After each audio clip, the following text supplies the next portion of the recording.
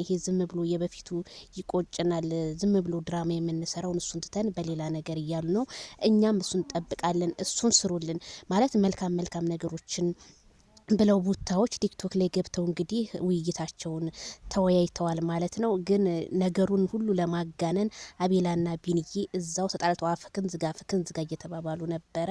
ከዛ በኋላ እነ ሶፊዬ መተው እነ ፈረንጁ እነ ይሄ ቢኪ ምናምን ሊያስታርቋቸው ሞከሩ ማለት ነው። ግን እነሱ ለመታረቅም አልሞከሩም። በጣም ነው የሚገርመው። እንግዲህ ሌላው ይጨነቃል፣ እነሱ ግን ቲክቶክ ላይ ገብተው እድገታቸውን እንዴት ነው የምናርገው፣ በዚህ አመት ምን አይነት ለውጥ ማንጣት አለብን ብለው እየተወያዩ ነው። እናንተ ማምን አለባችሁ እንደዚህ ደግሞ ቲክቶክ ገባችሁ ብላችሁ ቲክቶክ ገባችሁ እና ይሄንን ይመሳላችኋለሁ ቤተሰብዬ።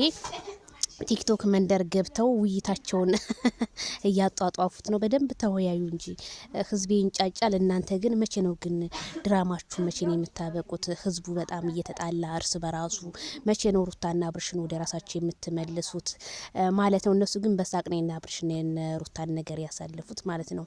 እና እኔም ጥያቄ ሆኖብኛልና በጣም የገረመኝ ነገር ማለት ነው እናንተ እድገታችሁን እንትን ትላላችሁ። ይሄ ምስኪንስ በየቲክቶኩ ሲያለስ የሚያድርና በየሶሻል ሚዲያው ሲያለቅስ የሚያድር ኮሜንታተር ለነሱስ እንደው ትንሽ አታስቡም? እነሱስ ብላችሁ ደግሞ እኮ ራሳቸው ተመካክረው ነው መሰለኝ የገቡት። አንድ ሰው ገስት አልሰቀሉም።